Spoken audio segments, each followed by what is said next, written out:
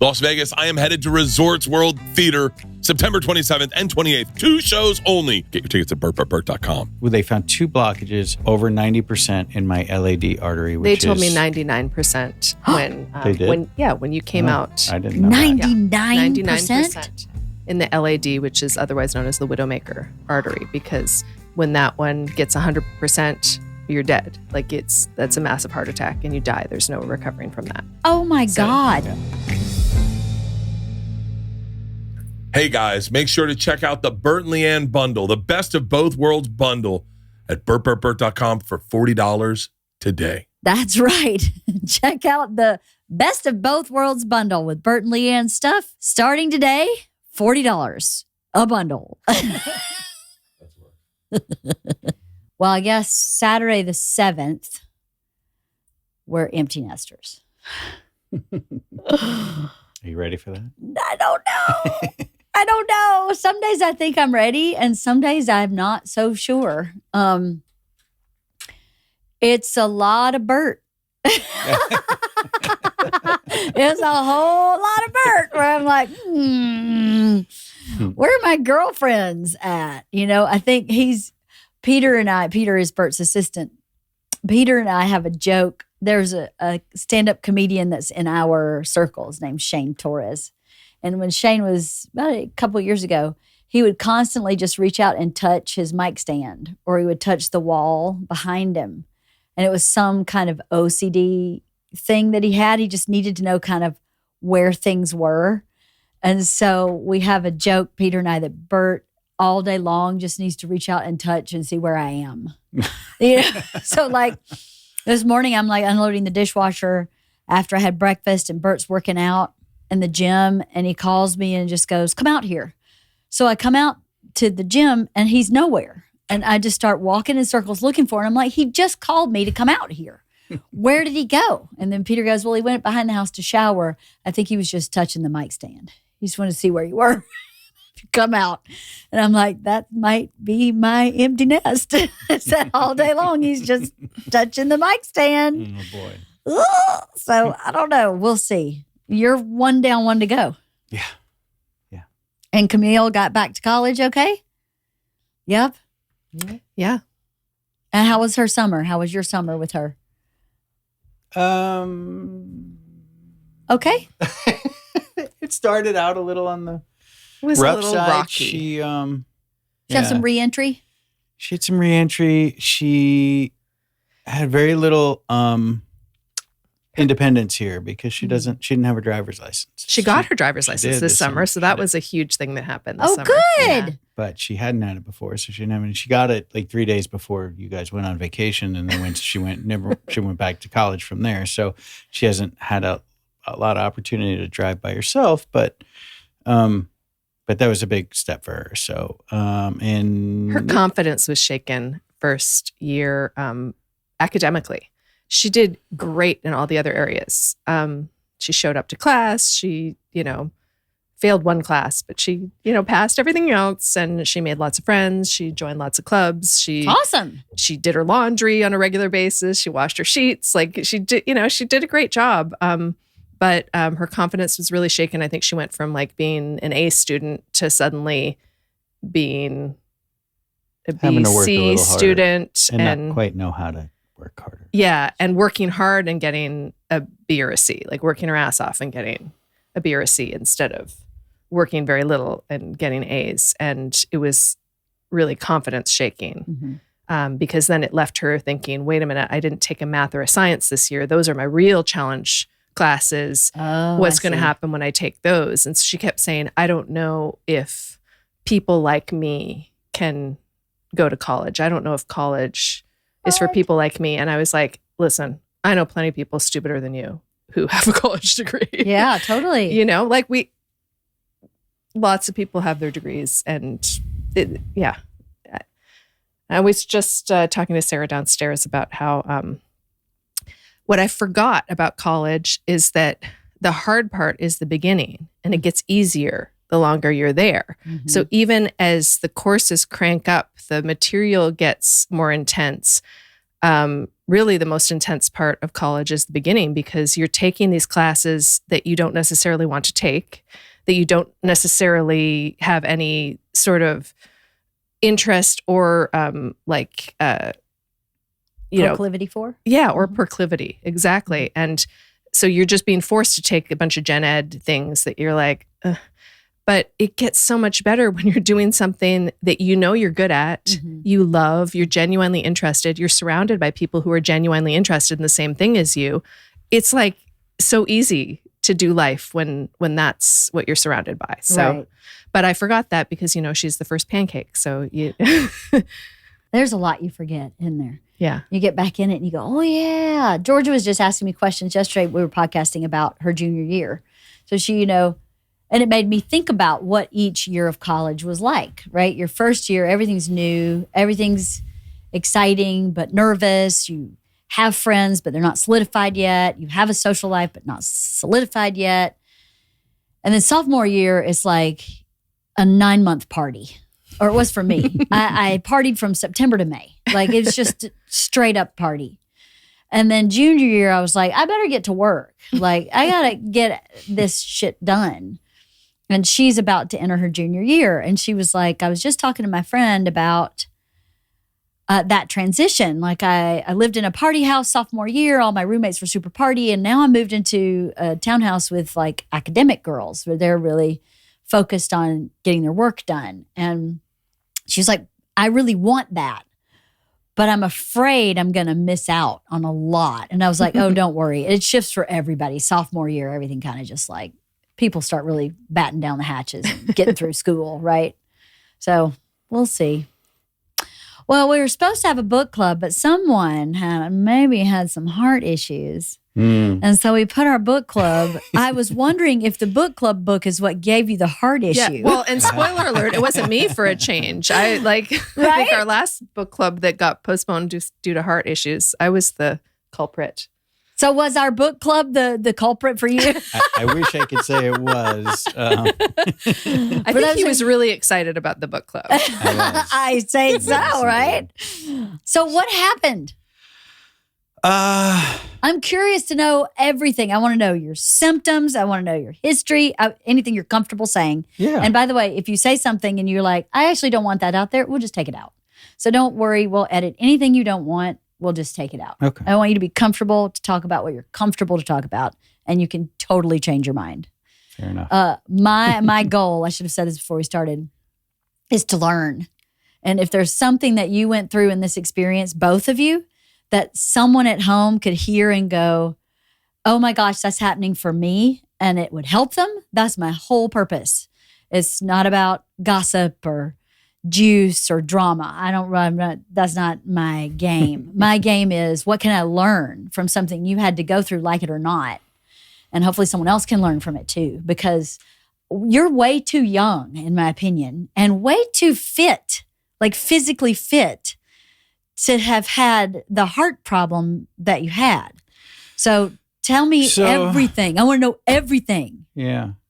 Well, I was probably too fit. I've kind of let that go the last couple of years as I focused more on work after COVID. I used to do a lot of, as you know, CrossFit before COVID, up until August of 2000.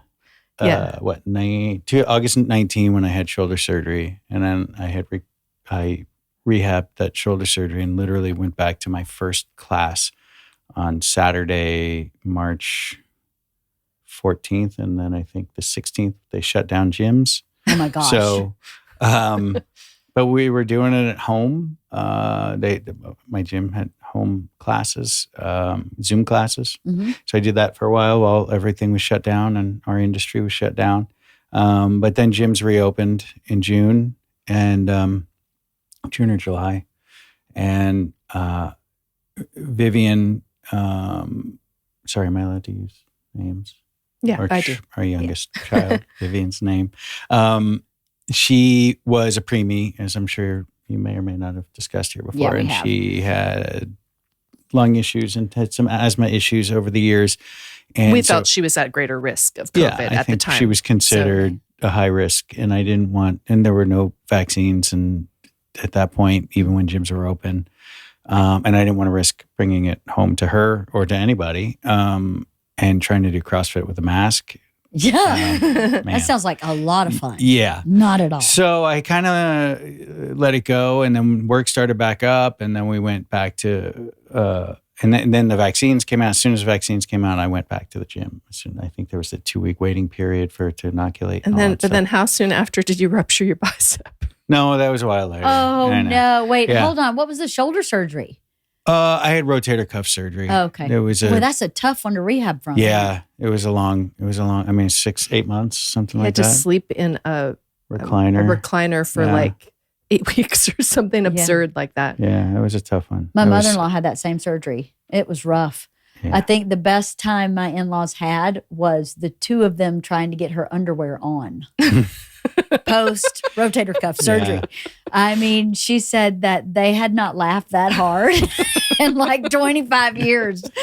I could, not that I could imagine it. I don't want to imagine it, but I can imagine the theory of, trying to get your 75-year-old wife's underwear on Wow. post rotator cuff surgery. Yeah, I fainted for the first time in my life. Remember that? You did? Yeah. Why? It was the first time I could shower afterwards, and they took. I was spotting him Yeah, in the shower because they said, Well, they took the bandage off for the first time, and I didn't have the brace on, so there was just I guess just the pain and the heat and the steam and everything, and it was, I think, a day or two after the surgery, right? And so I went in the shower, and I was stupid. If we were smart, I would have had a stool or a chair or something to sit in, but I didn't occur to me. And got in the shower, and I was like, I just got woozy, and I passed, and I crashed that shoulder.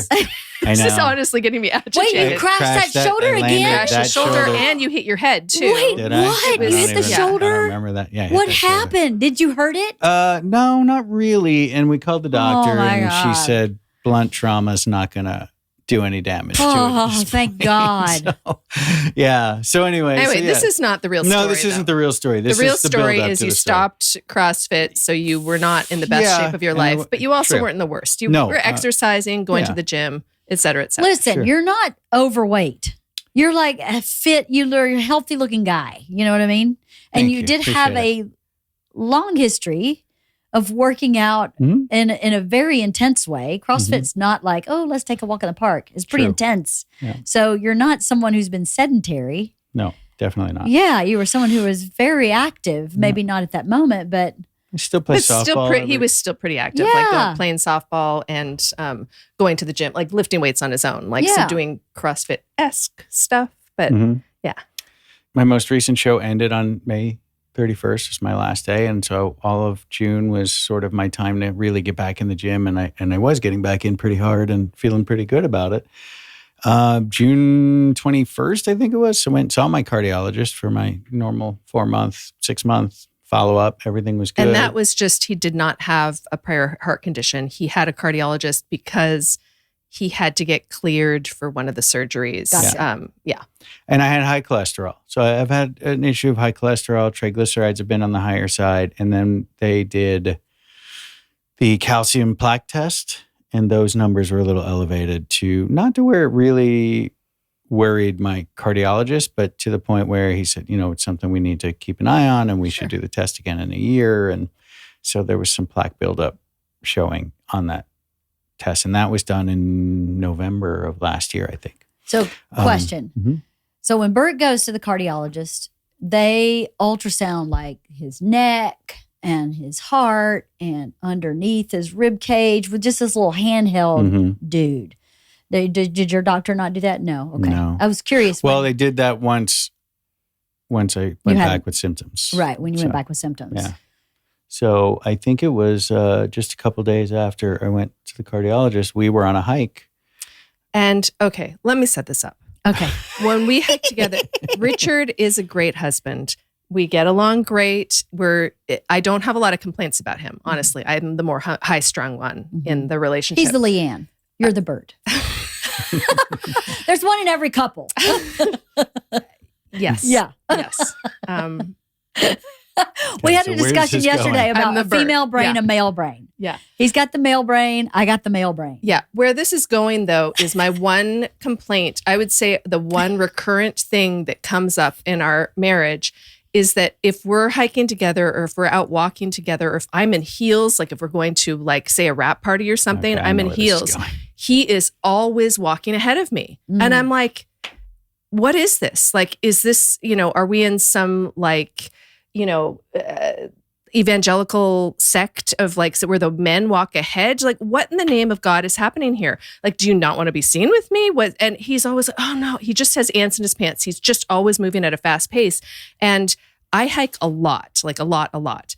And he's always going ahead of me. And I'm like, for God's sake, can we just like enjoy the scenery? Vivian complains about it. She enjoys a family hike, but she'll be like, is Dad going? And she'll be like, ugh, maybe not. Wait, what?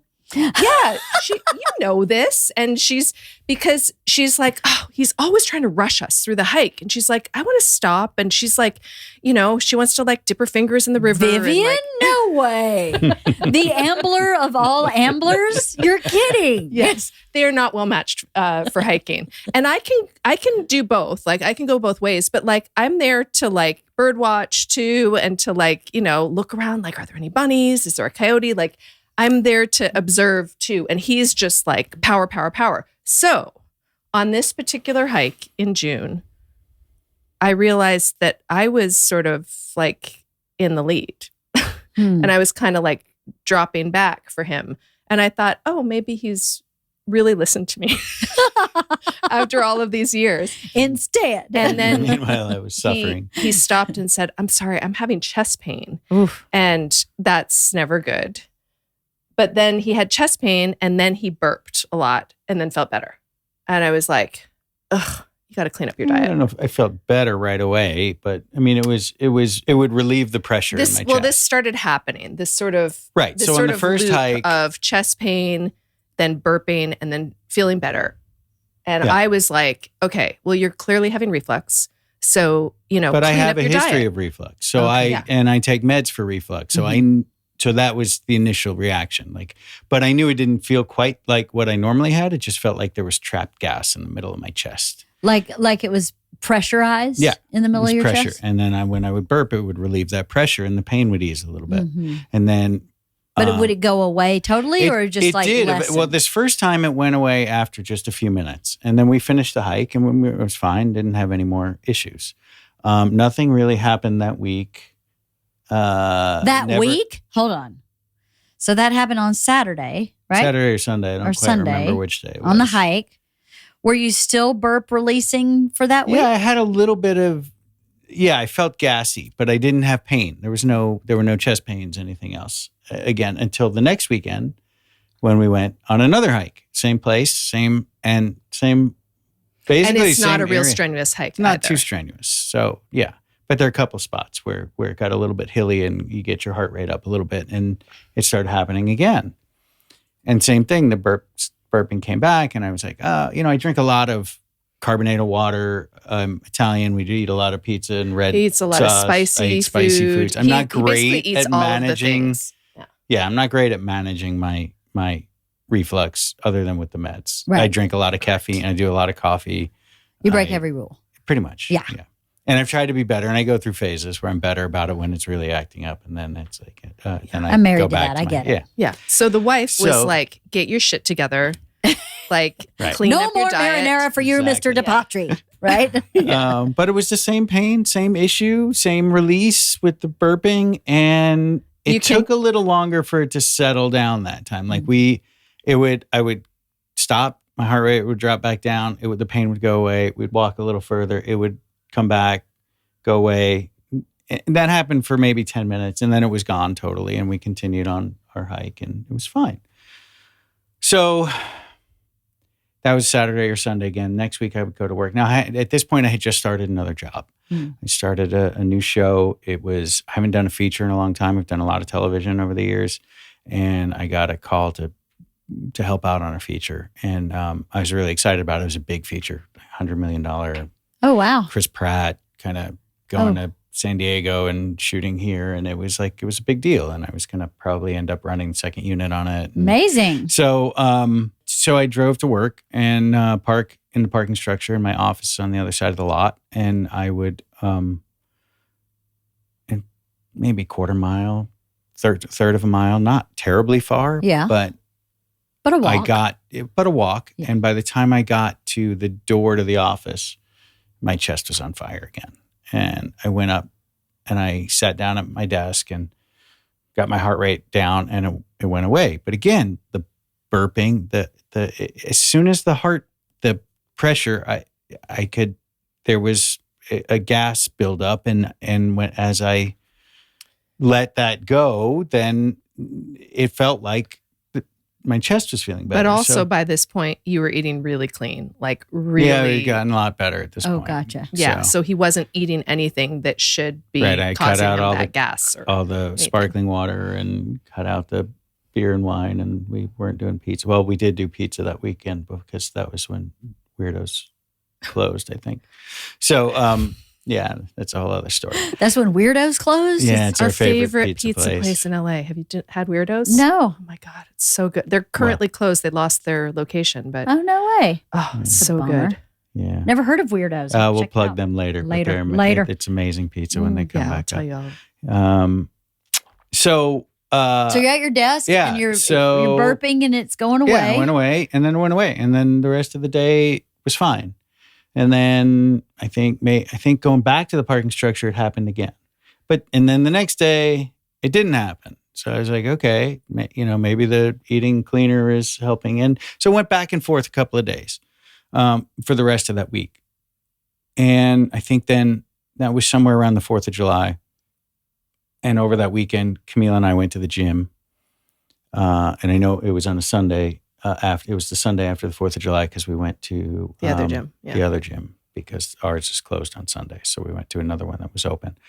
And I was just doing basically cardio warm up, and I had to stop. It started hurting again. So I sat down. I let Camille finish her workout, and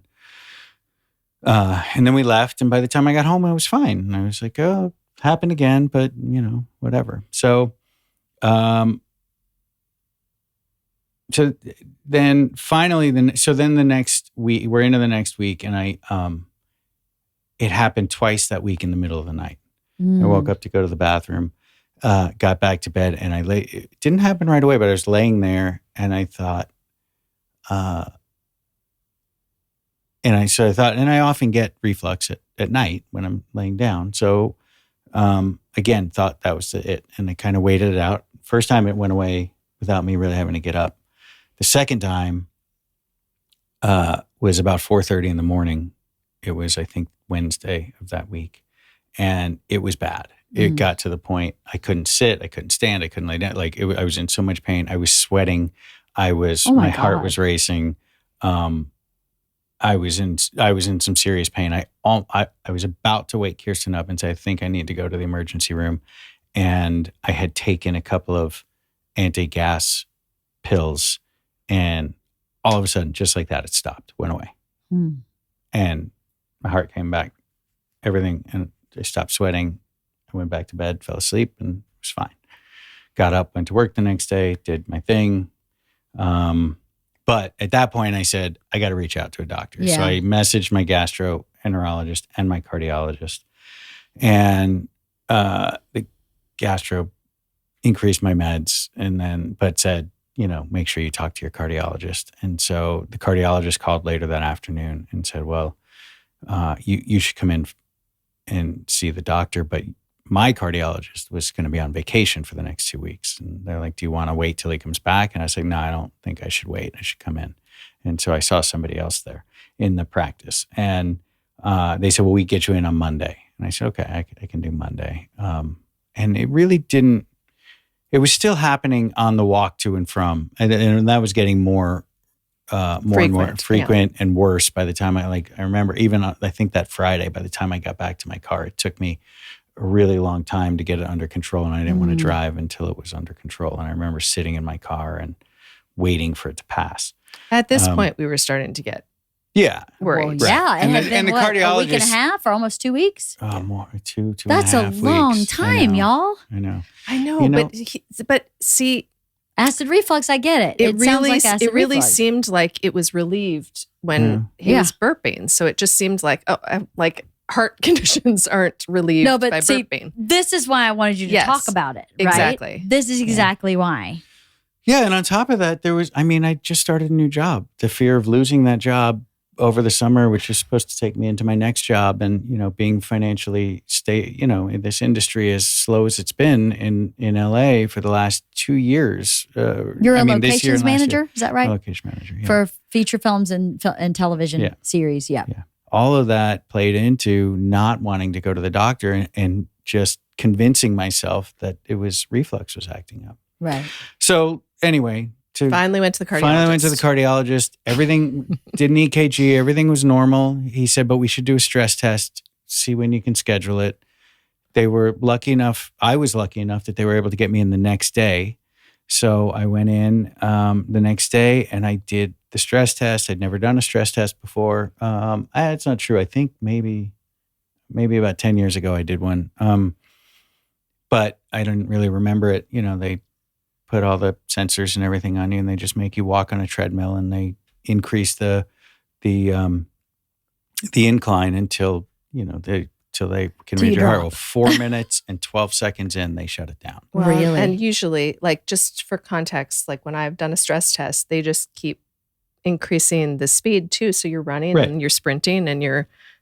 I never got that. I never got past a walk and an incline, and my heart started going crazy, and I had shooting pains through my shoulders and my back. God.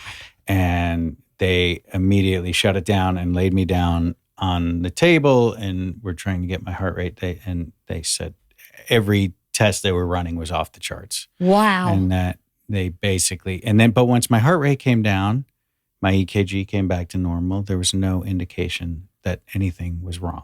Once it came, so he didn't have a heart attack, but he failed his stress test dramatically, and they immediately said, "They thought I was going to have a heart attack." You have a blockage. I mean, to me, that's I would exactly. I don't even know if that's what happened, but that's what I would think. So they said you have some severe blockage or more than one blockage, and you need to go to the emergency room right now. And I was like, okay, well, they said you can go across the street, or you can either drive across the street to the emergency room, or we can call an ambulance for you. And I said, well, I want to go closer to home. My cardiologist is about 30 minutes from where we live because his cardiologist is in Simi Valley, which is in it might as well be on the moon. Like it's just, it's so far. It just so happened. It was because he was having this surgery years ago where he had to get cleared by a cardiologist. And so we were literally just calling around town to see who could see him right away because they were going to have to postpone. He had 2 days to see a cardiologist. So literally that's how he ended up with the cardiologist in Simi Valley, who ends up being a wonderful cardiologist. He's a great guy and, really on top of everything. But because he was all the way out there, he ends up in the hospital on the moon. Yeah. In Simi. I said, can I go closer to my home? And they're like, well, you can't drive. And I said, I've been driving for 2 weeks with this. What do you mean I can't drive? They said, well, we can't let you go. We can't let you drive. And wow. I said, and they said, and anyway, the doctor who you saw yesterday, the cardiologist, he didn't run the stress test because he was at the hospital that day. They said he's there, so he'll be able to treat you, and he knows your history. And I said, okay, fine. So I went over there, checked myself in. The doctor there comes to talk to me, and he says, we're going to do a catheterization, and hopefully there are blockages that we can stent. If not, we have to consider bypass surgery. Jeez. And they said, but if it's something we can stent, we'll do it while we're in there doing the cath. But if it's bypass surgery, we'll wait and you'll come out and we'll discuss it and talk about the options. So now I'm freaking out, right? Yeah. So, what were you doing? Freaking out? Yeah. I would be freaking out too. It's so scary. So, but then, so they got me all ready for the cath. They're going to rush me in to do the cath right away. And then all of a sudden they said, yeah, we're going to do it tomorrow morning. And I said, wait, what? Why? Just this big rush. I had to come check in and all this other stuff. But you did it. So he was in the hospital overnight, and they did it first thing in the morning. They did it first thing in the morning. But the reason I wanted to just mention that, the fact that because we were like, well, why can't I go home? Why do I have to stay here if they're going to do it? but a lot of it had to do with insurance purposes and what insurance would approve and not. And if I left the hospital, then it would be a whole new approval to get these tests done. And If you leave the hospital, then it's like an elective catheterization or something. Like then we would have had to just book it. And then they would be booking like weeks out or whatever. And they're You're like, kidding. no, this is an emergency. It needs to happen. And strangely enough, my parents had just gone through this with my dad in North Carolina and Florida, and he left the hospital, and then they wouldn't do what they felt they needed to do. And I actually, at this point, I don't think they needed to do it, but they wanted to put a pacemaker in, and then the insurance company said, no, you have to wear a heart monitor for 30 days, and you have to have a bunch of follow-up appointments. And so obviously I spent the night. They took me in first thing in the morning.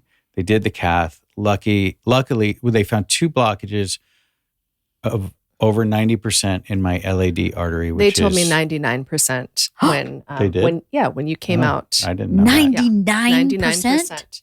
In the LAD, which is otherwise known as the widowmaker artery, because when that one gets 100%, you're dead. Like that's a massive heart attack and you die. There's no recovering from that. Oh my God.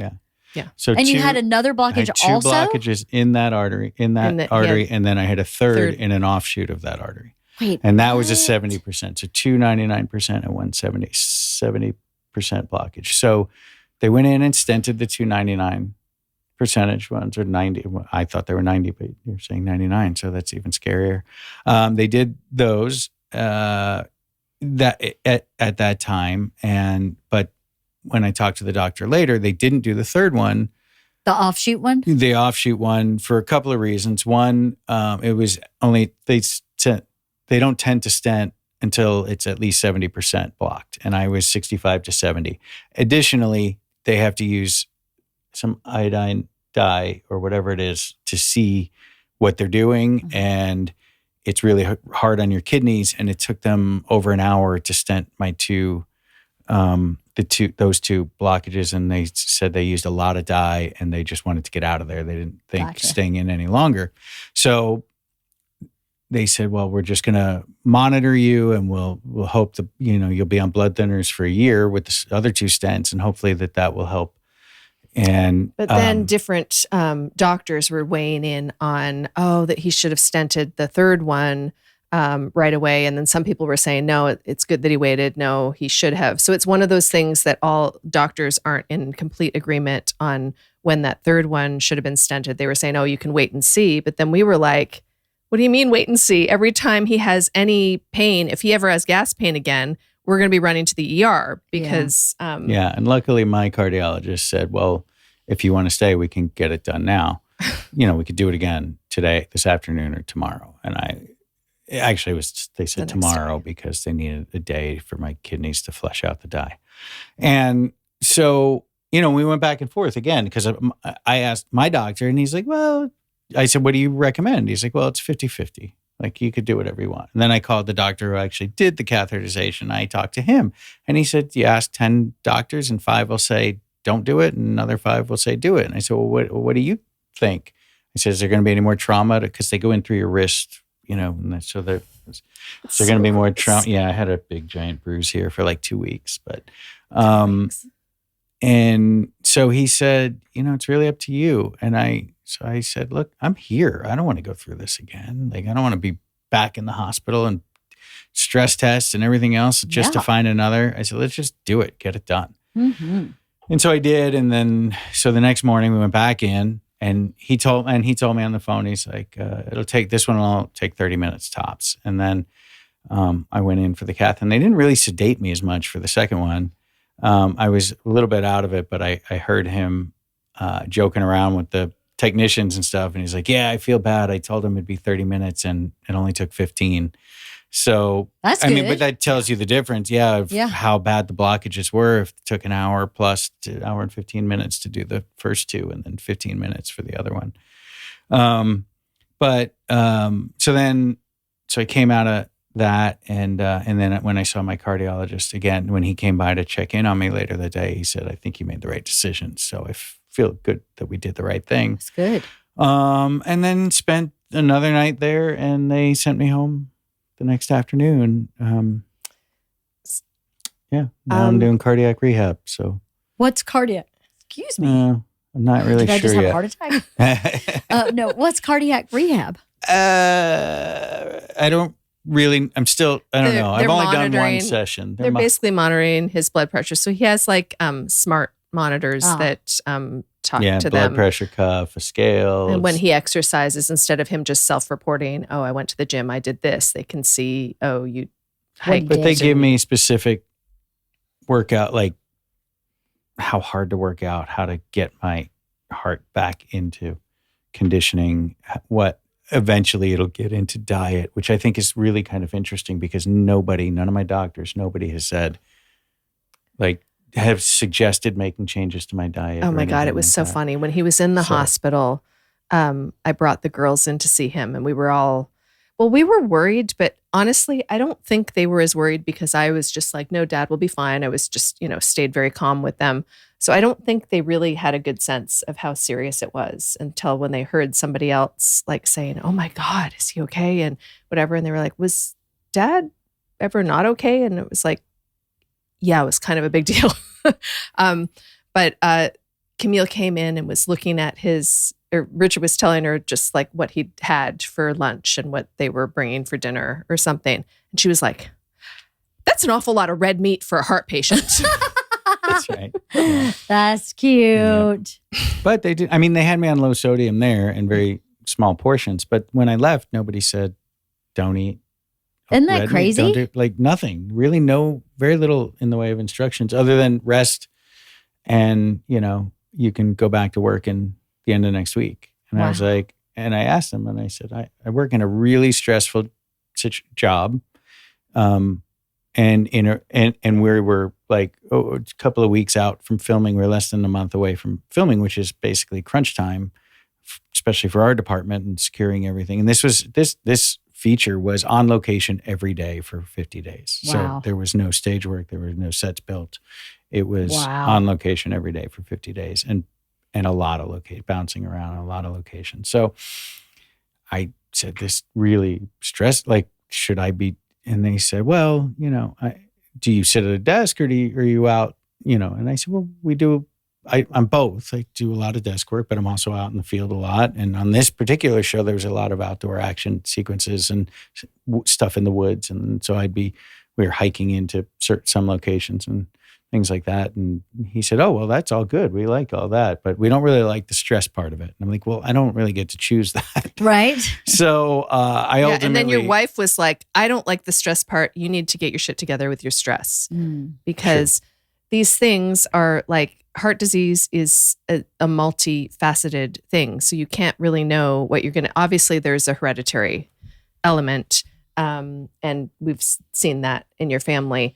But there's also stress impacts so much. And it's So really, did you leave the job?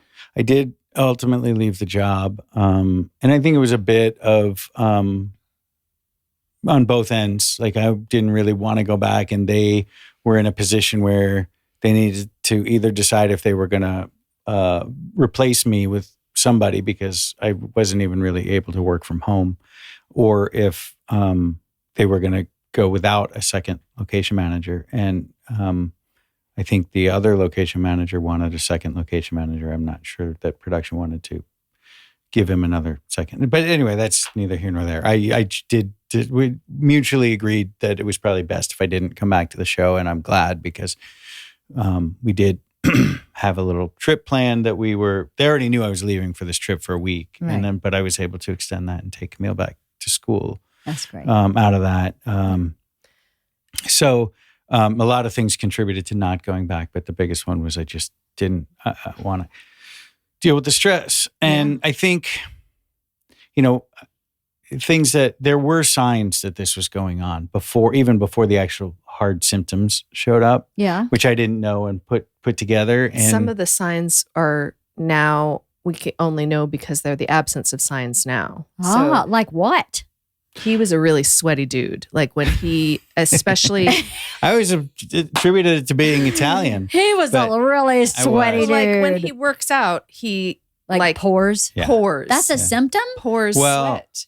Well, we didn't even realize that was a symptom until I went back to the gym this he's week. been at the gym this week and going and working out hard. Yeah. And pushing himself, and he's barely sweating. Wow. Yeah. And so I did a little research, and yeah, sure enough, the harder your heart has to work, the more your body's going to sweat, and to cool you down and keep you cool. But Eric used to make fun of me all the time when we would do CrossFit. Like I'd be soaked just and I'd be be pouring leaving. sweat? Yeah. So you worked out with Eric years ago. Yeah. So then obviously a blockage didn't show up overnight. Right. It's gradual, right? Wife of the Party is sponsored by AquaTrue. I'm always looking for ways to make drinking more water easier so I don't even have to think about it. That's why you've got to check out AquaTrue. AquaTrue purifiers use a 4-stage reverse osmosis purification process, and their countertop purifiers work with no installation or plumbing. It removes 15 times more contaminants than ordinary pitcher filters. It's the same technology used by all the major bottled water brands, but now it's available for your home and without the plastic waste. The filters are affordable and long-lasting. No changing filters every 2 to 3 months. AquaTrue filters last from 6 months to 2 years. It's even portable, making it perfect for renters or college dorms. I haven't tried this, but I wonder if it would be great in an RV or a tour bus. I know that we have it at our house on the countertop, and when I walk by that AquaTrue water purifier, it reminds me to drink more water. It's so helpful to see it out and about in your daily life, and it just makes drinking water super easy. AquaTrue comes with a 30-day money-back guarantee and even makes a great gift. Today, my listeners will receive 20% off any AquaTrue purifier. Just go to aquatrue.com, that's AQUATRU.com, and enter code WIFE at checkout. That's 20% off any AquaTrue water purifier when you go to aquatrue.com and use the code WIFE. Did you immediately feel so much better? Like, did you have more energy? Could you breathe better? Or could you not really tell? I could tell there were some differences. Yeah, for sure. I don't know that I had a whole lot more energy or anything. It just kind of felt like everything was working better. Huh. And maybe that was psychological, knowing that there were stents in there and there's more, but my blood pressure dropped dramatically. And just, being able to even get my heart rate back up again, just walking. And that was one thing they did say is like, whatever you do, you need to start moving, right away, like be walking. You need to rest and recover for a week or so. But even in that rest and recovery time, they had him walking around the hospital, like, right. Yeah. A day. So walking is like magic. It is. I think walking is just good for everything. Mental health, for your overall health, for your longevity, for everything. The other major thing that should have been a sign, I think, although nobody's really mentioned that it was either, was almost exactly a year ago, last September, I was at the eye doctor and I was getting my regular eye checkup. And everything was normal. Everything was fine, increased prescription. Then they do the retina test where they dilate your eyes, and they didn't dilate this time. They took pictures with the laser or whatever it is, some new, so they don't have to do that, right? Yeah. And they found blood in my left eye. And it turns out that I had a ocular vein occlusion, which is a blockage of one of the your eye veins, and it's like a mini stroke supposedly in your eye, where it's there was a blood vessel blockage and it burst and there's blood in my eye. So they'd been monitoring, and so then they took my blood pressure and it was sky high, and they sent me immediately to my doctor and said, you need to, and I didn't really even go to my cardiologist. I just went to my regular doctor, and they put me on blood pressure meds at that point. And I had a retina specialist was monitoring it every couple of months for the whole year. But then I had in April gotten cleared. They said, it's not getting any worse. It's going to take a long time for it to go away. But the good thing is it's not getting any worse. So, but they never recommended I see my cardiologist or anything. They just said it's usually a sign of high blood pressure. And then they took it. And so, but they did say, it's usually a sign that there's something else wrong, but nobody else wanted pushed me to do anything. And so Right. I didn't push myself to do anything. I think another interesting absence of a symptom or a symptom that we sort of realized afterwards. Again, he's like, sweaty guy. He's Italian. He's like hot. He runs hot. Like, guys tend to be hotter, and we're like, Kathy Fromkin is in a Freezing. Yes, freezing to death. And Richard has always run hotter than me. And after the procedures, he has complained several times about the air conditioning being too cold places. And I used to have night sweats a lot too, which they say is actually more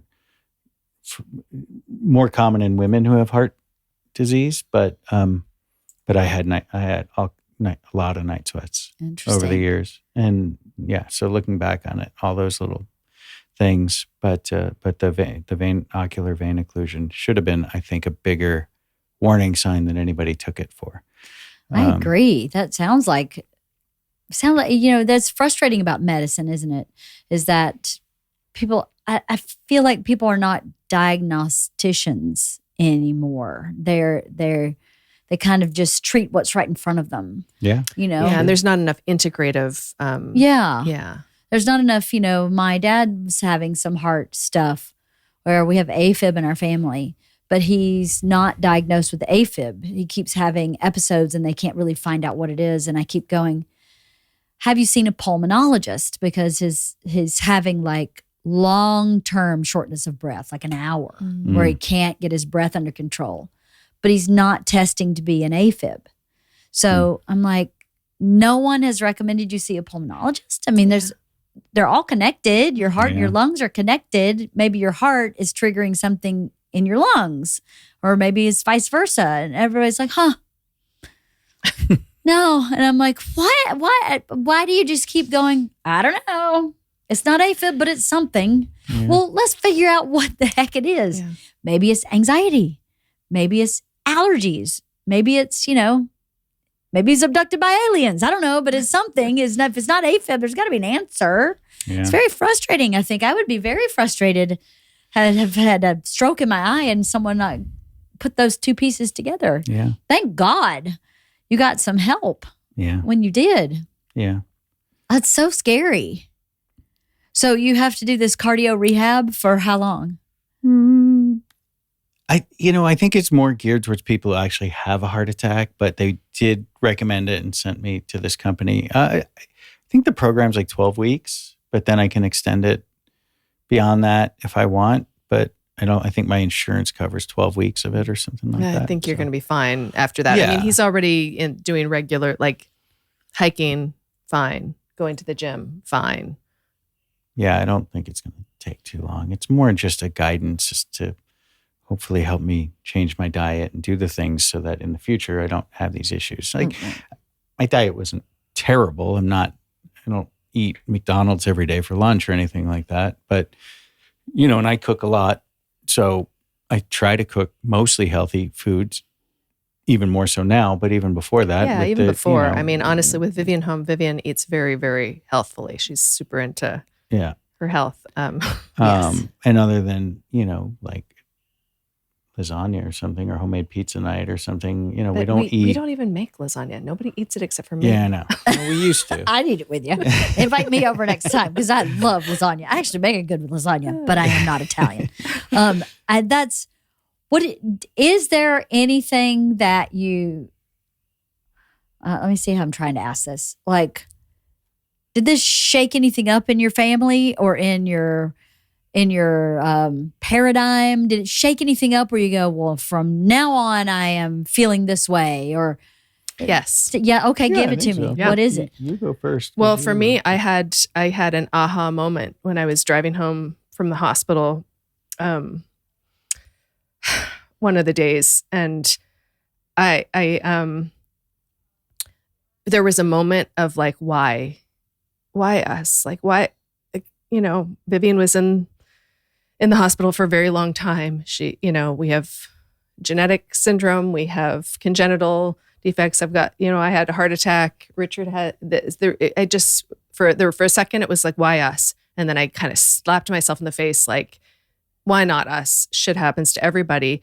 And then I just all of a sudden was like, we are so lucky. I just thought we're not unlucky that all this stuff happened to us. All this stuff happens to people, but a lot of the time a 99% blockage ends up being 100% blockage and you die from that. Mm-hmm. And a lot of the time a woman's silent heart attack symptoms end up, you have a heart attack and you die. Mm-hmm. And that did not happen for you. That did not happen for us. And that did not happen. Vivian's issues were as minor as they possibly could have been. She was born with 2 heart conditions, and they both self-resolved. And one of them is a condition that should not have self-resolved. She should have had it for life. And I just had an aha moment of like, we are so lucky. We are really lucky people. And I need to remember that. You went from half empty to half full. Mm-hmm. That's beautiful. That's a big gift. Yeah. You are half full, right? Yeah. You're happily married and you have 2 lovely children. That's all the way full. Yeah. Right? Yeah. That's great. Yeah, we're definitely lucky in that sense. I didn't know that you had that moment. That's the first I heard about that moment. So it's interesting. We can talk more about that later. Now you know. Yeah. Beyond that, I think for me to make the decision to not go back to work right away and to wait and to deal with it, however, what may fall, between now and then, that I just, it's very out of character for him. He is. I think for most men, go. I think for most men, you go back to work because you have to take care of your family, because you have to work, because that's the way you have to live your life. But I think this really hit me that the stress that I have, this industry in general is stressful from top to bottom for everybody. Our position, my job, is one of the more stressful jobs on the show, I believe, and I think a lot of other people believe. And I've been told a million times, man, I would never want to do your job by somebody in other departments. Because it's first in, last out. First in, last out. We're dealing with we deal with the real world. We deal with the public. We deal with business government owners agencies, and business owners and permits and and we have to make that balance with what the directors and producers' expectations are, which are often unrealistic. But it's also, it's not just about the quality of the stress, because I think everyone has stress. I mean, shit happens to everyone. But I think it was really more just the choice to go, okay, how am I going to move forward in a different way instead of just doing the same shit that I've always done, to go, no, I'm going to do something differently. I'm going to figure out for once and for all how to manage this stress. And so I keep telling him, and my therapist just said it back to me this morning, that when you're in a stressful situation, when someone is pushing all your buttons, or then to go, thank you, teacher, in your head. To think, thank you, teacher, because this is the moment that you need to have right now in order to learn how to better deal with that stress. So it's a gift when somebody gives you that stress, that they're saying, oh, look, here's an opportunity for you to address this big elephant in the room. That's a lot to wrap around. Well, I'll tell you what I see that's different from everything you've described, and that choice that you made is you still put your family first, but you did it in a different way. Yeah. So, and we read a book club book that I absolutely hated, and I have quoted 1 million times. And it was the book about this phase of life. What was the name of that book? Remember, we were so excited to read it, and they were like, this is not the book we thought we were going to read. It was only like 2 or 3 books ago. The gentleman who wrote a book about once you get to this part of life, how priorities have to shift. Well, we just didn't like it because it was really more geared to like male CEOs who are in their 50s. That's maybe why you didn't like it.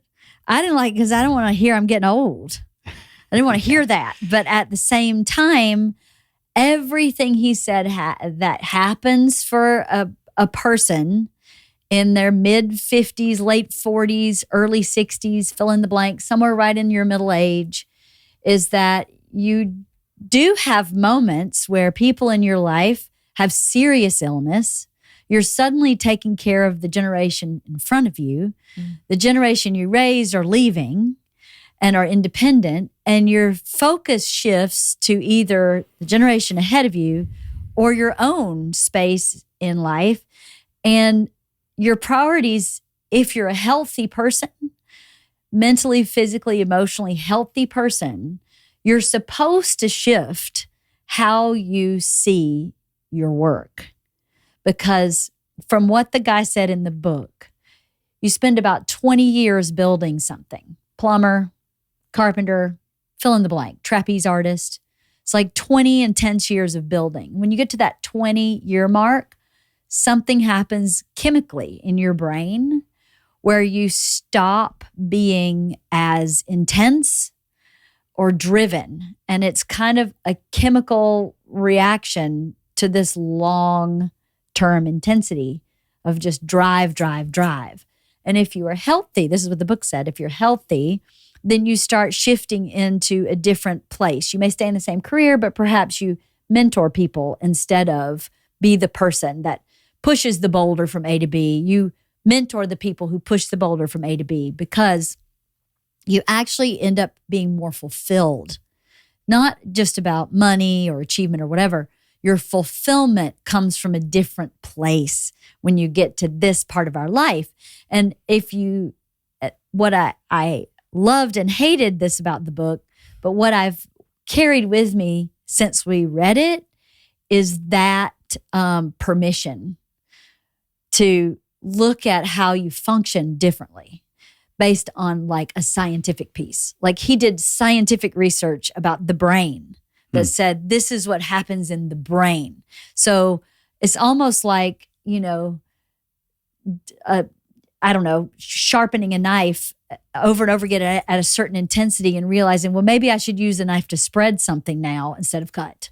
So I'm still using the knife, but if you ever tried to shred butter with a super sharp knife, it tears a piece of bread apart. It needs to be a little dull to do that new job.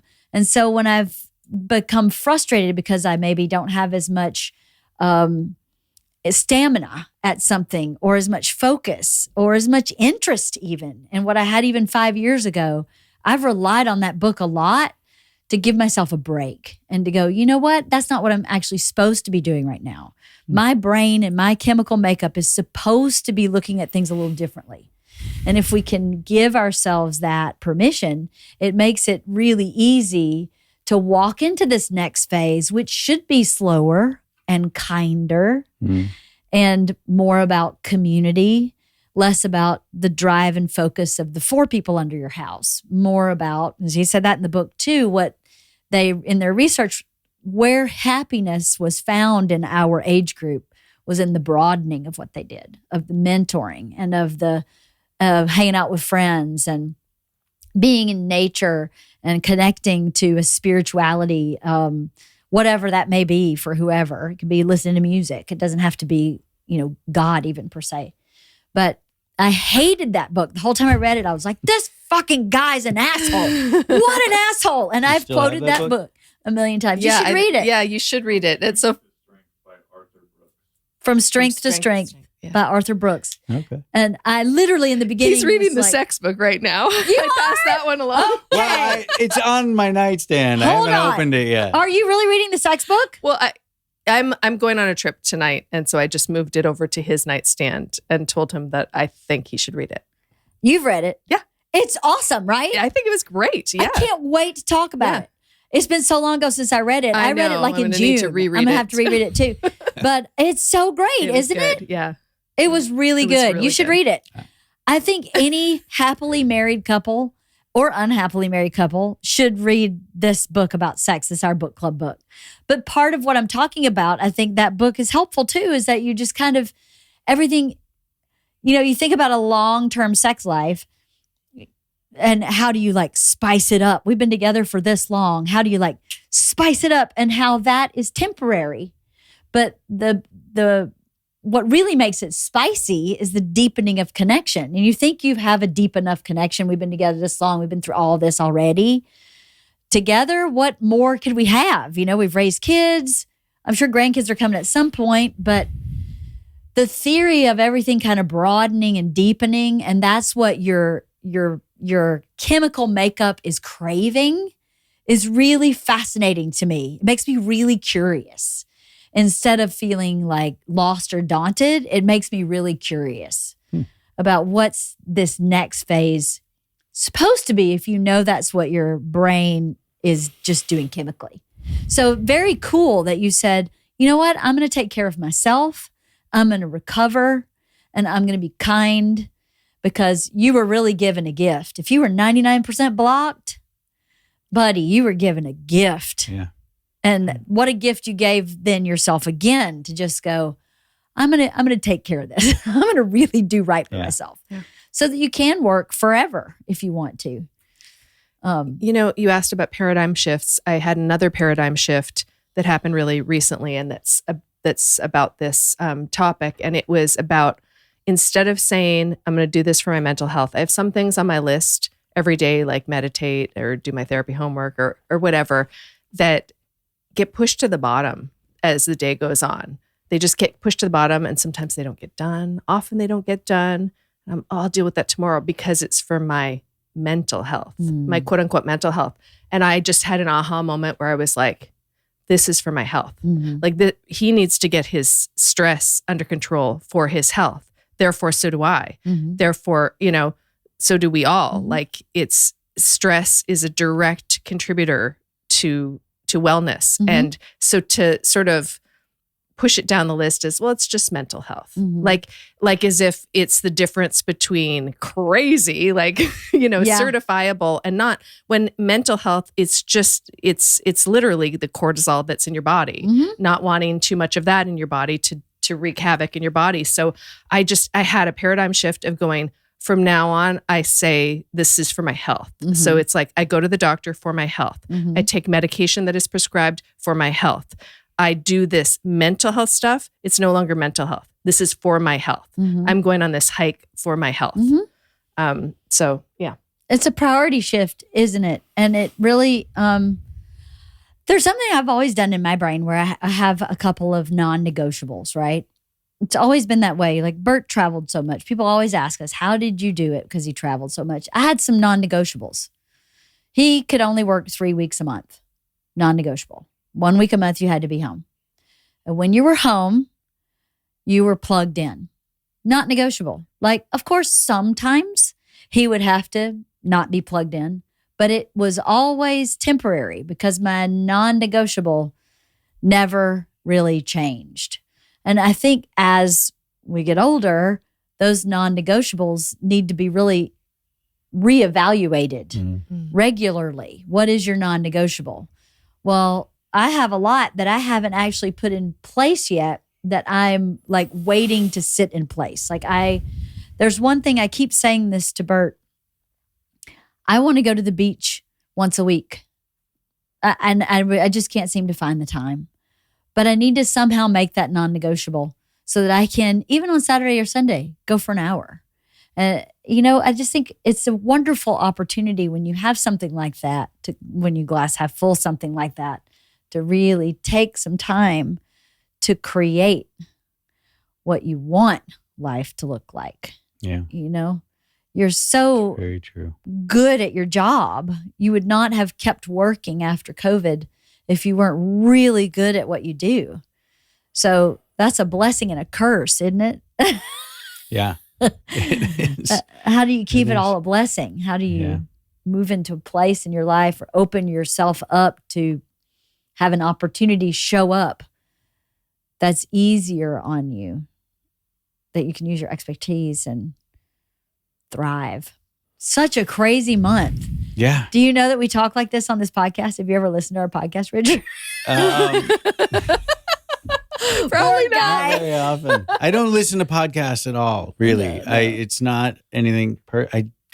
I've tried to do. You've sent me a few. My dad sends me the sports ones he wants, and I don't. I don't do not your thing. podcasts. I don't know why I listen to talk radio all the time, but podcasts have just never I love talk radio. got me. Yeah. I mean, mine's Do you mostly love sports talk radio? Yeah, I do not so- love sports talk radio. I'm not a fan. I get into the car and it's like, blah, blah, blah. If I'm driving his car, they're just yelling. I'm like, I can't even hear what they're saying. They're but it's just about yelling. sports, so it's Exactly. intense. It's exciting.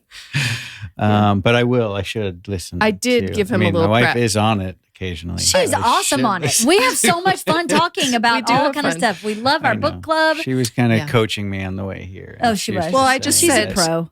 All Yeah. I said is that, like, don't worry about getting off topic because that's sort of the whole MO of this podcast is off topic. Yes. That it's like, it just circles around to what it needs to be. Yeah. And you're like, LeeAnn is obviously so good at what she does that if there's anything that needs to be circled back to, the circling will happen.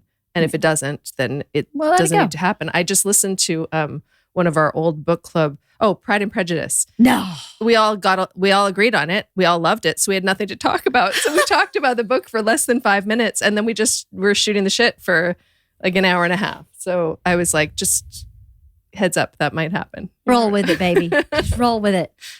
I think genuine conversations are the best thing to listen to. Yeah. I was so worried about you guys when I heard about this, and at the same time, had family members who'd had big blockages, who'd had stents put in, and it was in fact all fine. So I was worried, but not worried. If that makes sense. Yeah.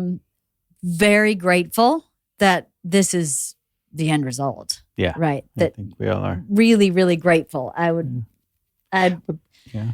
obviously know your wife and are much closer to your wife than you are, but I would have been, I'm very grateful this is the outcome. Thank you. I think there's part of that fear that I was talking about. It was not just job related, but it's family related too. You don't want to go and find out that there's something really wrong with you, and that there is. It's a weird balance, right? I mean, you want to go to the doctor and you want to get checked because you know you have a responsibility to your family, and at the same time you don't want to go. You want to tell yourself there's nothing wrong, you're fine. You have to keep going for your family. And I remember after this happened and I was in my hospital bed, and I started trying to imagine life from my kid's perspective without me around. Like, had this got, and it made me really sad and really scared for them. Not that, they're almost adults now. Like, they're at a point where they would be fine, but my parents are still alive, and they're getting older, and we think, it's more of a thought process about what's going to happen to them. And so, and I don't like thinking about it. So to think about my own kids and what, I'm thankful that I did take the steps I finally did take. I don't think I had much choice at that point. Like, I had to, like, I was either going to be go to the doctor voluntarily or go in an ambulance and maybe, or go to the morgue. So, but I just remember being in the hospital and having that moment where I was imagining their lives without me in it. And it's not maybe something I thought about previously, really, how, from their perspective. I mean, but as we get older, we have to also think about these things. Like, my mortality has been on my mind more, and I actually had stopped doing therapy for a while. I just got into the world of doing therapy in the last couple of years, and I had a therapist for a little bit, and we worked together for 6 or 8 months, and then we kind of stopped. She actually went off on her own, and she wasn't taking my insurance anymore, and it was not something I wanted to spend my own money on. And then turns out, we found out a year and a half later that she was taking insurance again. I was like, and it was right after Camille went back to school after Christmas. And that was really hard. That was a really hard time.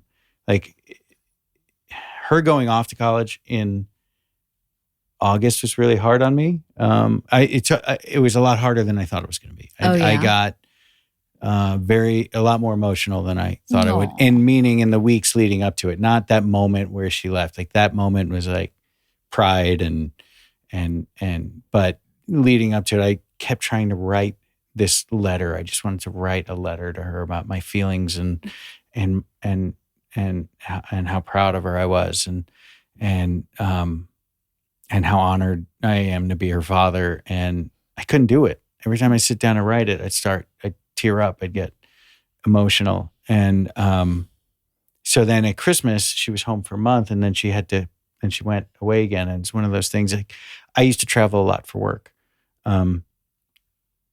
And I found the very last job I did out of town was now about 2011, I think. So it was a while ago now. Mm-hmm. But I made it a point to come home every other weekend. Mm-hmm. Kids were little. I was in Fort Lauderdale doing a movie there. And so I came home. I'd take a late flight out Friday night, get in around midnight, and I would take the red eye out on Sunday night, and I'd get in and I'd go straight to set from the airport. And I realized that every time I came home, it was harder to leave. Mm. And it would almost have been better if I had just gone and done it and not come home. And it wasn't even so much harder on me, but harder on the kids because they didn't understand it. Mm-hmm. And they'd always be like, Daddy, why do you have to leave again? Mm-hmm. You just got here. Why do you have to leave again? And it was like that with Camille. In December when she went back to school, it's like you just got home and now you're leaving again. And so I reached out to my therapist and I said, hey, I think we need to, if you have availability, I need to start talking to you again. And a couple of things that she's like, well, what do you want to talk about? I know what we did last time. And I said, well, this was when I first said, okay, I really want to deal with my stress, work stress. Previously I was dealing with other stress, but I want work stress. I said, and I've really been thinking about my own mortality a lot more, and that's strange for me. Like I don't know how to process it because it's never been something I thought about before. Right. I've never even considered it. He's not an anxious guy. I'm not. I have a lot of stress, but I'm not an anxious. Also, LeeAnn. Yeah, exactly. Dead inside. That's what Bert calls it. Okay. He says I'm dead inside because I don't have anxiety or stress. I have stress, but I am not anxious either. Yeah. So welcome to my world of dead inside, Richard. I am also in therapy, however, so I feel you. So, but that's great that you're reaching out. Yeah. I think you should probably read this book, Strength to Strength, because he talks a little bit about that too. Abating that is kind of leaning into or discovering your spirituality, whatever that is. It sincerely, if you collect rocks and that's how you connect to whatever, it doesn't matter. But this part of our life, you do start questioning your mortality because your parents start dying and people your own age start getting sick. So it's very natural, all that you're I know Richard and I are the wake-up call for our peer group. Lady, exactly. You can stop ringing the bell, okay? So I can stop worrying about you people, all of you. I'm like, heart attack, autoimmune, heart attack. It's exhausting me. You're going to give me a heart attack. Honestly, it's... Well, what's weird for me with all this mortality, like, so I don't know how to process it because I don't know anybody who's died ever. Lucky. I know, but it's weird. It's your weird. Grandparents are still alive? But when they died, they were old and sick for a while. His grandmother was like 93, and she'd gotten sick for a little bit. My grandfather was suffering from dementia, so that was a very long, sort of drawn out thing. Mm-hmm. But I don't have any friends from high school. No suicide, while I was nothing? there. Maybe in the past 30 years, someone that I went to high school with but I don't know about it. Like, right. But it's not anybody I was close to. Right. Meanwhile, when I was in high school, 5 people my age died. Right. Nothing like that. Yeah. I've never had a close friend. Nobody from college. Like, I didn't grow up with pets. I didn't grow up with pets. You're right. But even, when basically it was my grandparents. Yeah. And they died of that's- old age. yeah. I haven't had to process that of either tragedy or anything like that ever. I still think about that, and I always hear people, and you read stuff in the news, and I just how would I handle that situation? And now I kind of am thinking about that more and more, but I'm also thinking about, well, how would people react if it were me and that passed? And so, Well, I'll tell you what, he's the speech maker in the family. So that would fall to me, and I would have to give a speech at your funeral or or your memorial service. And I would be ill-equipped because he's the toastmaster. He's always the one where it's like, oh, Richard will do the toast. And he gives this lovely toast at every dinner. And Well, you struggle to talk, so yeah, she does, doesn't she? I think you'll be all right. I think she'll be fine. Don't worry about that part. You got that covered. The funny thing, though, is your brother at his wedding asked me to be the MC and not you. But he asked me to give a speech. He did. That's true. Let's keep it straight, Richard. Keep it straight. Well, I find what you're saying interesting, too. I love that you're talking to your therapist about your mortality, but I often think that Bert and I, even though Bert and I aren't fighting, we don't have any real problems, but in that same spirit of being kind of brave enough to look at this phase of your life and want to make it the richest and fullest it can be. I often wonder if we should go to therapy because we're about to be empty nesters, and what a huge transition that is. Yeah. And we're in, it's an opportunity to say, what do you want this next phase to be?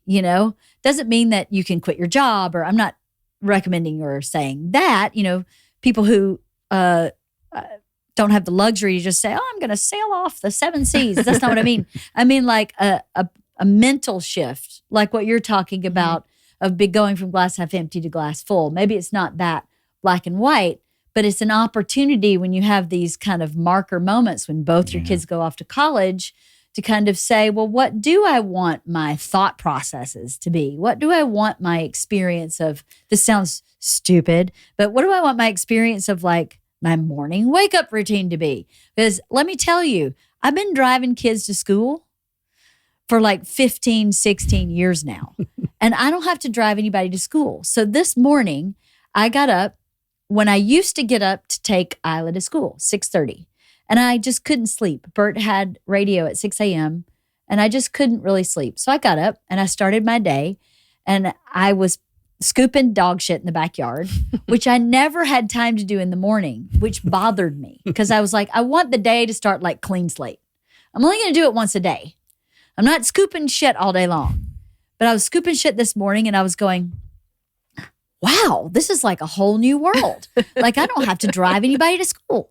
This is amazing. And that sounds really stupid. No, it doesn't at all. It's exactly what we talked about not filling the space in 2 years from now. That's when we talked about the adult Girl Scout troop, that it's that space is always a vacuum that will just suck up whatever you put into it. Yep. So if we suddenly 2 years from now, when there are no more Girl Scouts in our troop, they've all graduated, if we suddenly just don't have a plan for what happens Sunday mornings at 11 a.m., then, we'll end up doing laundry. We'll end up doing something that is, shit. yeah, exactly. That's not purposeful, but it's you have to actually fill the space with something and make a concerted effort and really think it through. But yeah, that's smart that you're thinking about that. I am thinking about a life examined, right? Yeah. To live a life examined. I've always done that myself, but I haven't done that as much with Bert, and he's my teammate, and he's going to be touching the mic stand all day, every day, so maybe we shouldn't examine it, but it's something I'm curious about. I'm curious, what would it look like if we really started peeling back stuff in our relationship? What would that look like? How enriching would that be? How much would that improve what's already pretty great? It just makes me curious because a year ago when I started going, okay, 1 more year, I started already thinking about how do I transition.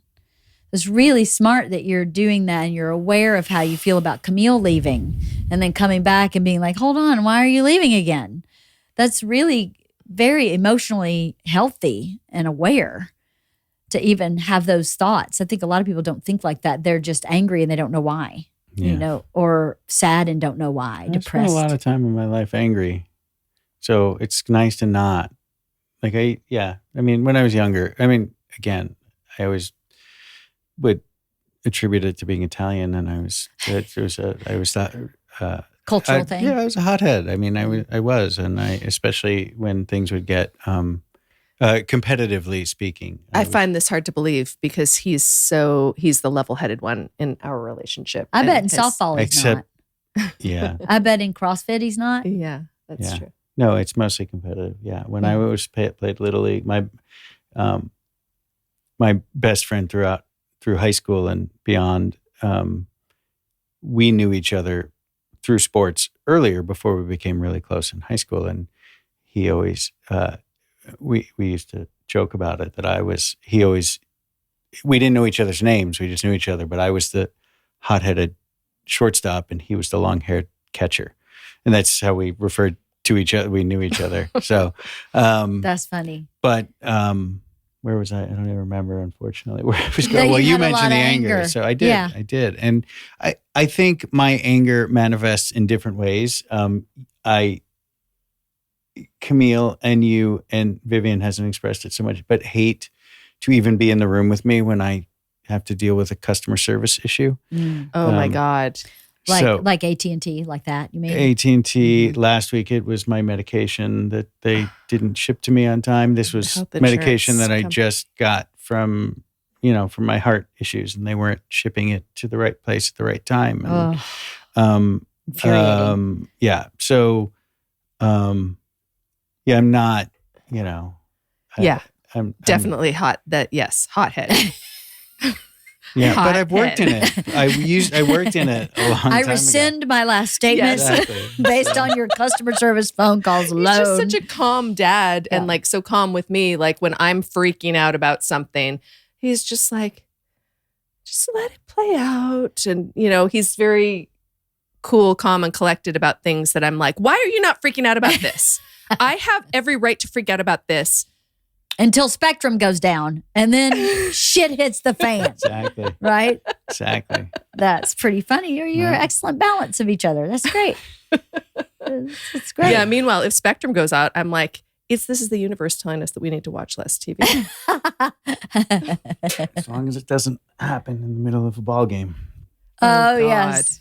I had to deal with that yesterday. I'm dealing with that, my MLB TV issue. For some reason, it doesn't play nicely with my Amazon Fire Stick. And every few weeks, I get a blackout notification when I'm not in a blackout area, and I have to call, and it's very frustrating. And there's no way to fix it other than to call, and they have to do some override. That's not the frustrating part about you watching sports. You watching sports is the frustrating part. Okay, that's also when he's a hothead. Yeah. When he's watching sports. Yes. Do you like all sports? What sports do you watch? My favorite's baseball. I love. Yeah, baseball. but you also And I watch watch it football. You I also do. watch basketball. I do. There's always something on. Yeah. Do you watch Not so by much- yourself or you watch with a friend?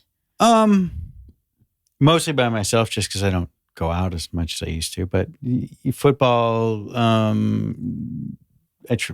football more with friends, just because.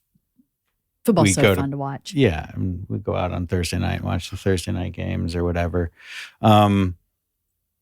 Not so much on Sunday mornings. 10 a.m. is a little early to go out and start watching games and drinking beers. But I don't, I've never had the luxury of having the NFL package, and I watch my teams. Like I get upset on other than that. Who are your I don't teams? care.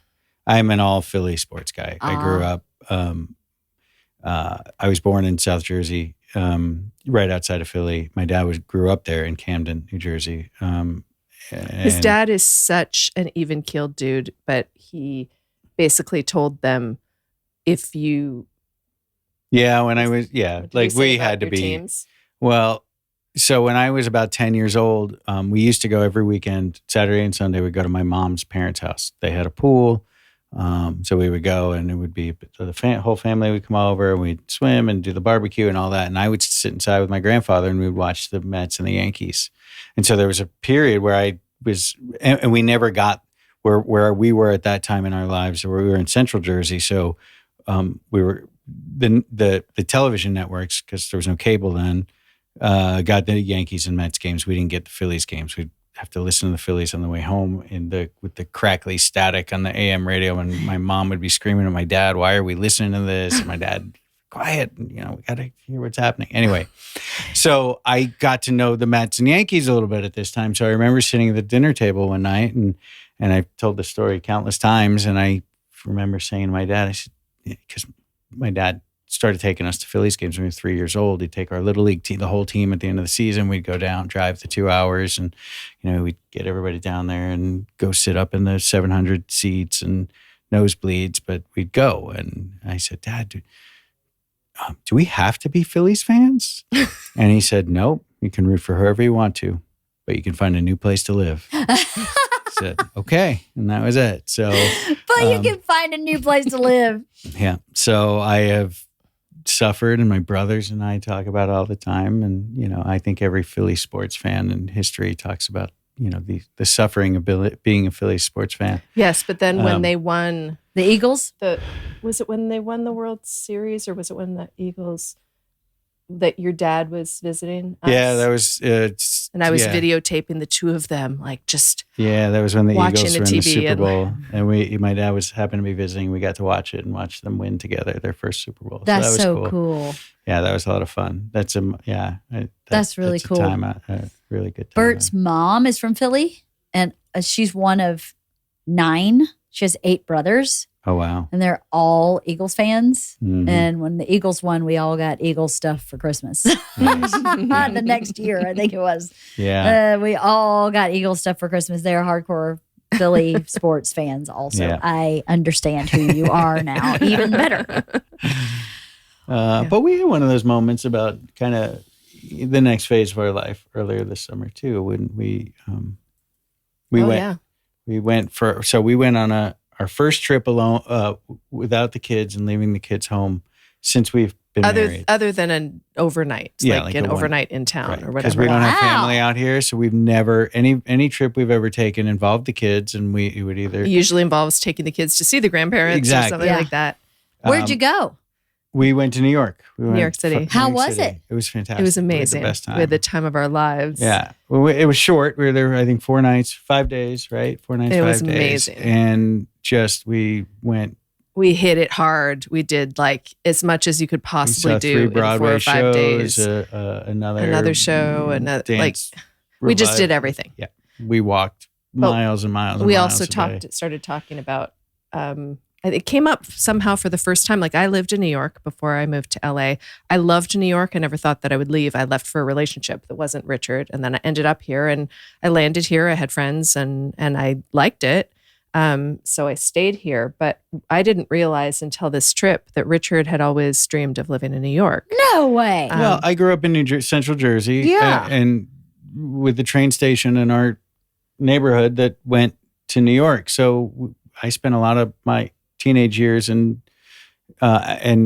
summers when I come home from college we spent in New York City and concerts and shows and whatever. My parents, even when we were little, would take us to New York all the time. So and even before I moved out here, I tried to get into the film industry in New York. But so the first 4 movies I worked on were. I lived in North Carolina. I went to college in North Carolina, stayed there after I graduated, and I got into doing film after I graduated. It wasn't even something I had done in college. It wasn't until after I got out of college. And then, so I worked on 4 movies in North Carolina, and a couple opportunities to move out to LA based on people I met, people I worked with. And I passed on a few of them, but ultimately had moved back to the New Jersey for summer and was trying to get my foot in the door in the New York film industry. And I just didn't have any contacts, and I couldn't get in, couldn't get any footing. And I ultimately moved out here in 2000. January but this 2000. was the first that I'd heard that he really wanted to live in New York. And we started fantasizing when we were there, like you do when you're on any great trip of what if we lived here? Whatever. We always do that when we go to Hawaii. We're like, oh, we could just live in Hawaii Yeah. and always be like this. But we started talking about it and saying, when Vivian goes off to college, when we're empty nesters, we want to spend at least 1 year. We're going to rent in New York for at least 1 year. I love this. Yeah. I think that's awesome. Yeah, it's really exciting. And so now we talk about, okay, when we're in New York, this and this. Oh, okay, well, this piece of furniture isn't going to make it to New York, or what. We just talk about things about our New York life. You have a plan. Yeah. Yeah. I a little love bit. it. We'll see. I mean, they could, any kind of wrench, especially with the kids, could get Oh, thrown don't into look that. at that. Don't look I at that. know. Don't look at that. Don't look at that. But I'm even trying to, talk to people I know out here who've worked in New York or have contacts in New York, or to try and get some work back there as well. So, I think that's very exciting. I've always wanted to go home to New Jersey and do a show in New Jersey and just see what that would be like. But now, but New Jersey, New York, it's all sort of tied together. Right. Most shows shoot in both places or whatever. So, it's pretty interesting and exciting. Like, yeah, we were just walking around the city and I was like, this is what, like, I never really went there as a vacation because I kind of grew up there, and we took the kids a couple of times just for day trips. This was the first time like we went and just were like in the city for like 5 days, and of course she lived there for a year or two, whatever it was. So it was, but it, she had that experience, but for me this was the first time just walking out of the Our hotel hotel. and just being right in the middle of everything and being able to do whatever it was, and just the idea of being able to walk out. Oh, your it's so door nice and- not having to have a car. I know, Yeah. right? Yeah. Yeah. Well, I have so many questions about this trip to New York. How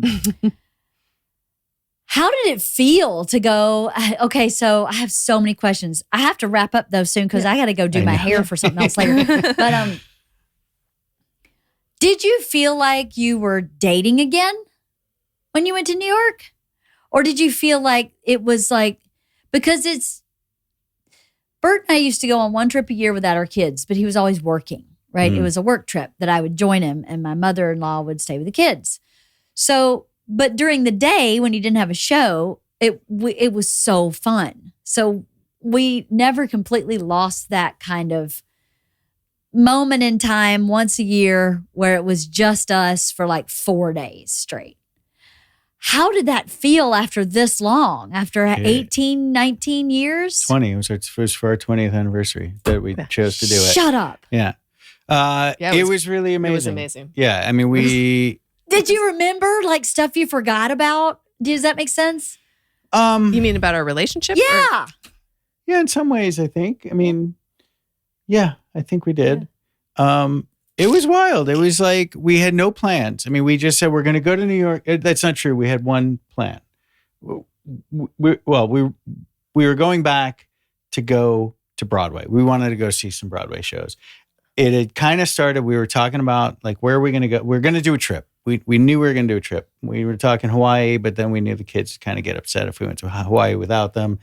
Mexico, Kirsten has never really wanted to go to Mexico. We've tried a couple of times. We were looking at Sedona just to go and chill at a spa or whatever. And then I was working, and the director of one of the last episodes of my last show we were out doing scouting, and we stopped and we're doing lunch, director scout lunch, and she started talking about that she was a producer on The Outsiders. She was in a part of an investment group that put money into The Outsiders, the musical, The Broadway musical. the Broadway musical. And I was like, oh my God, like that's one of my favorite books, favorite movies, everything about it. I love that story. That I've been a huge fan all my life. I think I read the book when I was in 4th grade, and we book clubbed it with our kids during We COVID. did during COVID. And I was like, oh my God, I would love to see that. How is it? She's like, I said, how's it doing? She said, well, it hasn't opened. It's opening this weekend. I'll let you know. And, whatever. And so I immediately got back to the office and I texted Kirsten. I said, what if we went to New York? And she's like, I would love that. And I was like, okay, so Because I had been a little lukewarm on the other ideas. I was like, I'm fine with going wherever. I Yeah. just want to go but away. we were I just both want to celebrate lukewarm. There this was and finally nothing go on a that trip really together. hit us as something we want to do. And she's like, I would love it. And I was like, okay, let's do it. And then we still didn't book it, and we were hemming and hawing, and even up until a month later, and it was getting closer to like where we kind of had to book it. Prices were starting to get up. Flights are getting a little more expensive because it's getting closer. And we're like, oh, maybe we don't want to be that far from the kids. We don't want to be on another coast, but we still got to get on a plane to go to Sedona anyway. And it was like, and I finally just said, you really want to go? Like, New York's really what you want to do, right? She said, yeah. And I said, I said, that's an adventure. Everything else is just a trip. Let's do it. So we booked it and we did it. And I reached out to the producer, and she helped hook us up with house seats for the show. Amazing. And we went and we just said, let's just see however many plays we want to see. So we ended up seeing 3 plays and then another show down on Little Island. But it was just this 4 That's days of no plans, just get up and let's just go do something today. And we did. We'd get We up, went so many places. I mean, we just went everywhere. Yeah, we covered so much ground. We went to We did Brooklyn, like to the 25,000 Bronx, steps a day, like just Yeah, we walking just all over. went everywhere. Yeah.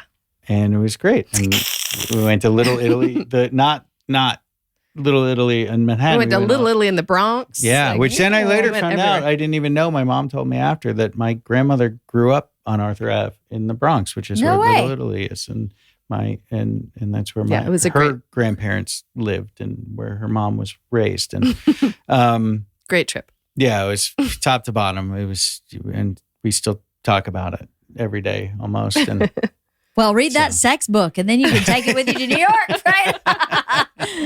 Well, thank you for coming and talking thanks about for this. having us. I was appreciate fun. it. Thank you. So- And I'm so glad you're okay. Thank you. am Thank too. God. So glad. And Well, we may have you come back after we redo our book club. See Oh, how boy. we may have you and Stephen come Oh my Lord. without Kathy and Kirsten and see what they have to say about this book. Oh my God. It's a good book. It's really Yeah. good. Is Don't Stephen be reading afraid. it? Are you are reading the picture book, right? Oh my God. You know what? That's a whole other story. We got to Yeah, save we it. did Save start. it for the Yeah, other we'll podcast save because it, I've got but a lot we- of comments. Yeah. The picture book is ridiculous. It was pretty ridiculous. It's ridiculous. I was excited about the picture book, and I was like, I don't think I can do all this. I'm Hey, I pretty just had a athletic, and I stent still put can't in. do it. Yeah. I just Oh had my a stent God. put in. The one with the office chair is pushing it a little too much here. Okay, well, thank you guys. Thanks a lot.